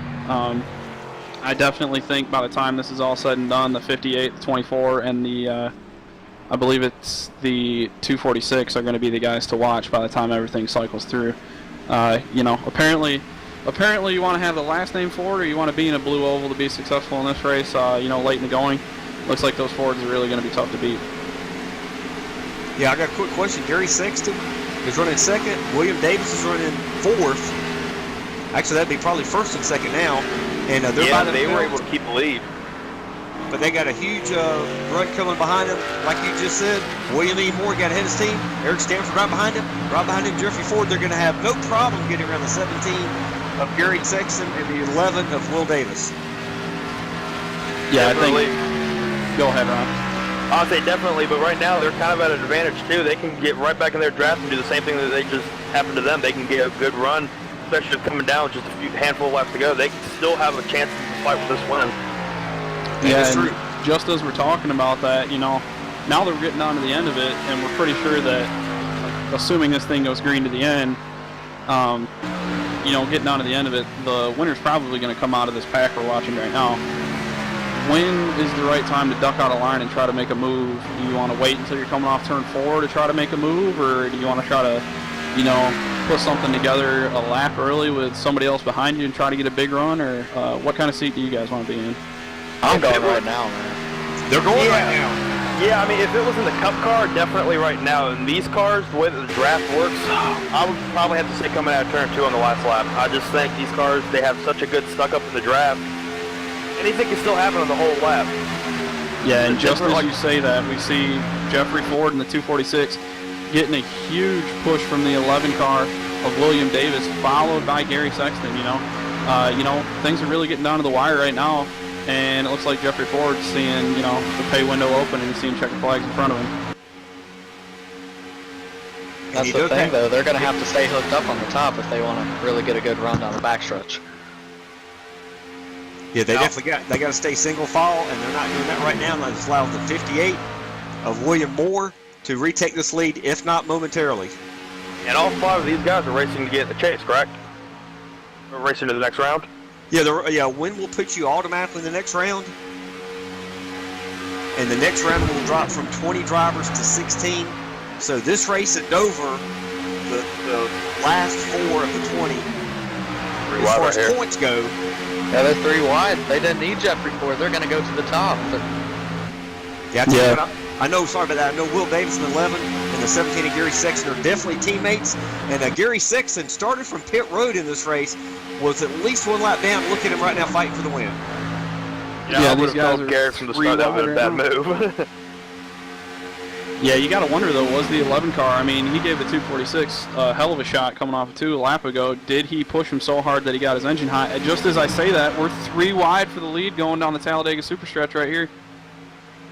Will the 11 car be able to clear him, or is he going to stay with his teammate and try to work together to do something on the top and maybe get a 1-2 finish? Giving Jeffrey Ford credit, he's by himself right there in the middle, and he's still able to hold somewhat. The 11 of William Davis and the number 17 of Gary Sexton trying to make the top 3 wide work, but somehow, some way, Jeffrey Ford in the 246 is able to make the inside of 3 wide work all by himself. So definitely interesting watching that right now. So with a few laps to go, do you ditch your teammate and go for the win, or do you stick with your teammate? I'm ditching my teammate. I'm going for the win. I'm seeing checkered flags in my eyes, and I know, it's cool to work with your teammate all race long. If you can get you and your teammate kind of like they did into the top 5 where you got a good finish solidified, it's kind of an unspoken rule among teammates. Once you get about 10 laps to go, you have no teammates. It's, every man for themselves. You got to do what you got to do to get the job done and get up front. And it looks like right now, the teamwork right now is kind of shuffled those 2 towards the back. Well, you really can't fault them for that because they had Jeffrey Ford on their inside, and working 3 wide on the top at Talladega isn't exactly the easiest thing to do, but they're going to be side by side, 2 wide for second right now. I believe they're going to be coming to the white flag this lap. Yeah, 2 laps to go. Popsicle sticks in the air this time. It's going to have the 11 car right now pulling up the outside of the 58 of William E. Moore. He's going to have a run. They're about halfway down the back straightaway. It's all going to come down to who can keep their engine coolest and have the timing just right to have one big-time push when they get the white flag. I think it's just our engine's blinking red. You got to keep going for it there, bud. Here they come off the 4. They're coming down to see the white flag this time. Oh, caution is out. Oh, that's a caution. Caution is out. They're going to end it. I believe it's going to be William Moore. They're racing back to the line, but I do believe William Moore just picked up the win, followed by the 11, and then I believe the 24. Wow, what a crazy ending to this race. I definitely don't want to be on the person to cause that caution for next week. What an ending. Just when we thought things couldn't get much more wilder in this one, a little premature ending to this race, but if I'm not mistaken, I do believe William Moore is going to just barely eke that one out. And I mean, if you want to call it a drag race, it kind of was, just with an imaginary finish line. William E. Moore just barely squeaking this one out over William Davis. Yes, and exactly what caused that caution did you guys see? I'm still looking for it. I don't see anything. It was Judd Danielson in turn number 3. It's just a little bit of connection issues there for him. He was on the top of the 15, and just a little bit of issues there, and he went around, but the person who took the hardest hit was, I believe, the 66? Yeah, the 66 of Jack Watts. He hit the wall at about 190 miles per hour. Really hard hit for him. Yeah, he did hit really hard, and again, I do believe that Judd and the 66 of Jack Watts are chase contenders, so, right here with about 3 miles left in this race, they see their chase hopes dramatically diminish. And, going into Dover, they'll really have to push. They will, and that's just something that Talladega brings. When it's a playoff race, it can get really hectic, and, wrecks happen at Talladega, they're really unpredictable, so you just gotta hope going into it you get lucky.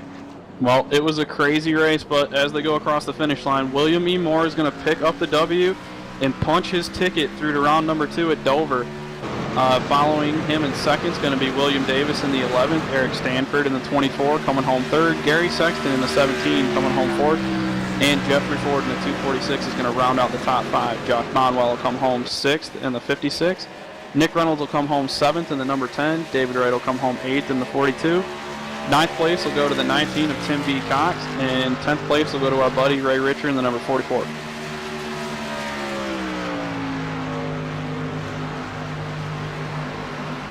It's going to be Go ahead, Jeremy. Reynolds.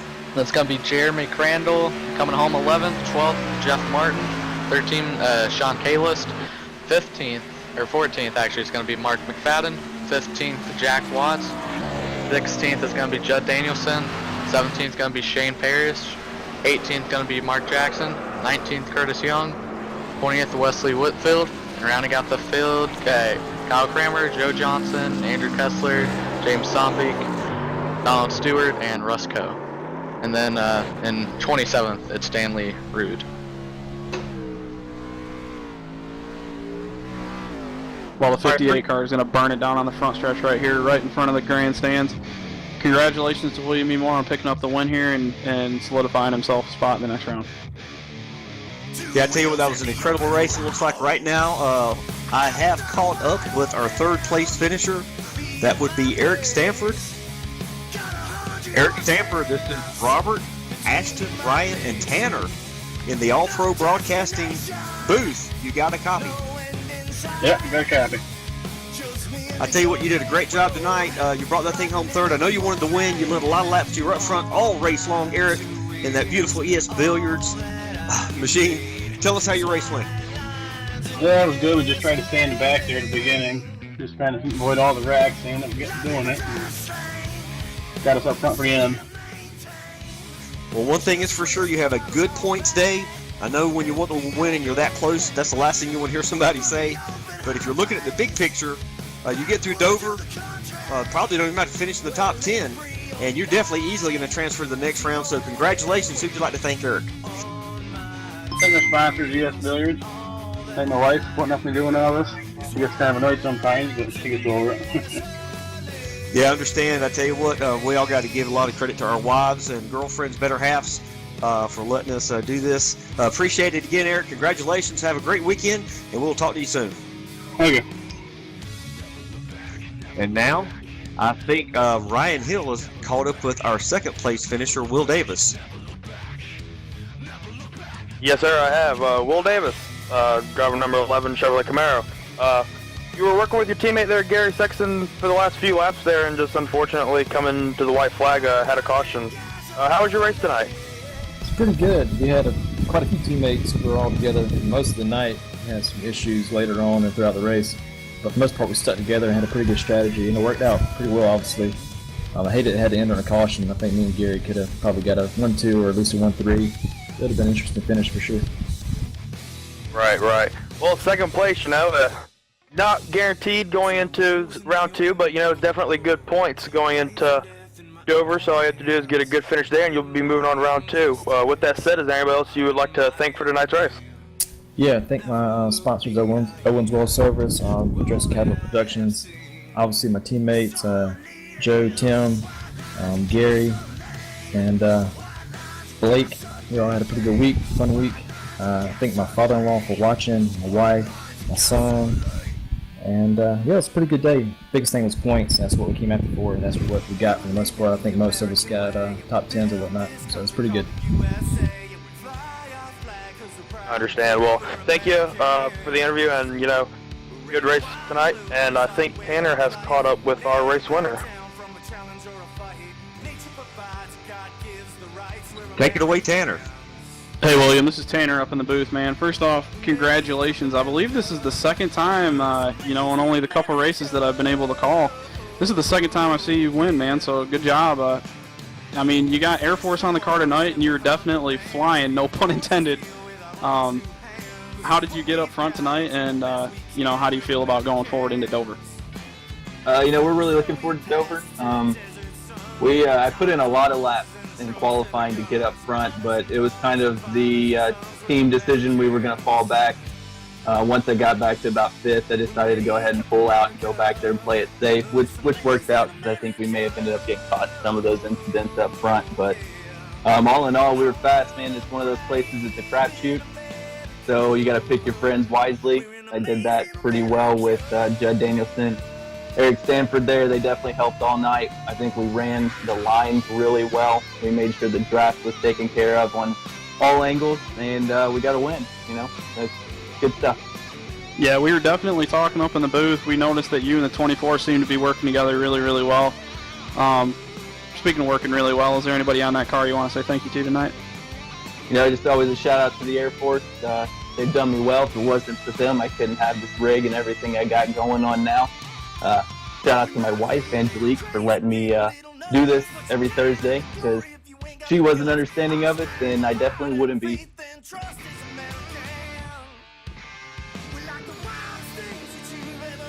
Well, hey, congratulations there, William Moore. You definitely are going to be moving on to the next round. That was an awesome performance. Thanks so much. We'll definitely talk to you soon. Enjoy the victory, the celebration, and we'll definitely talk to you soon, William. Yeah, you guys have a good night. See you later. Thanks, everybody.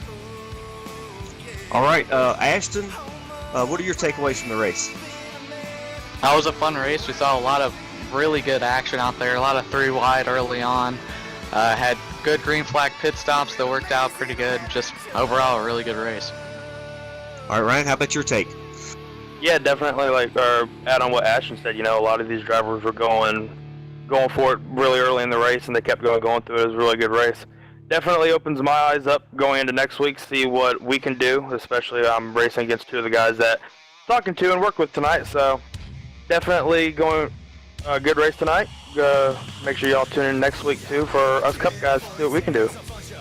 Yes, sir. Hopefully you 3 will be as friendly on the racetrack next Thursday night at 8:50 p.m. Eastern for the Top Shelf race number 1 in the chase. Tanner, what are your takeaways from tonight?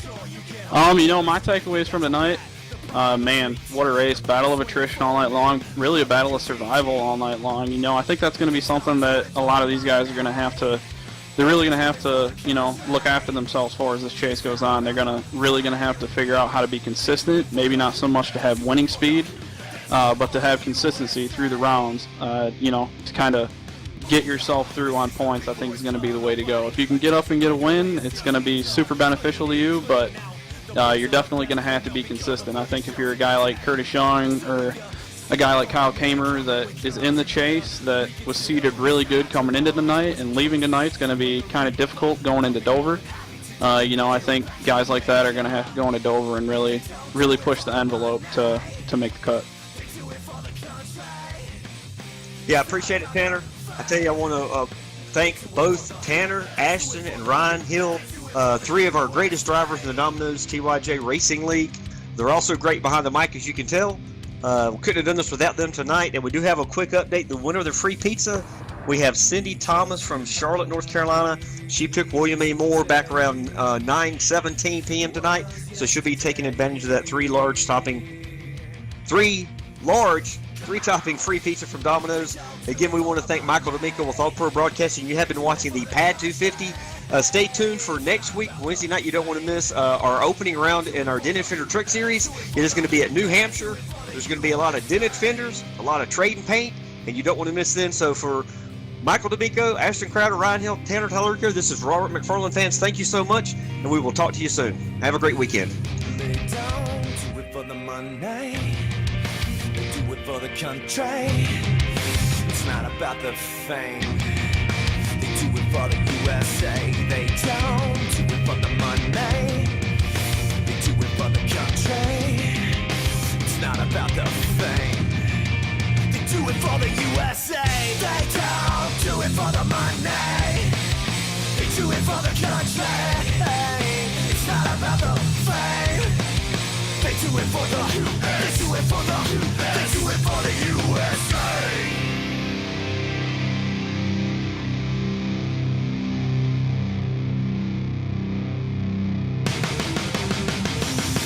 Lock and load, boys.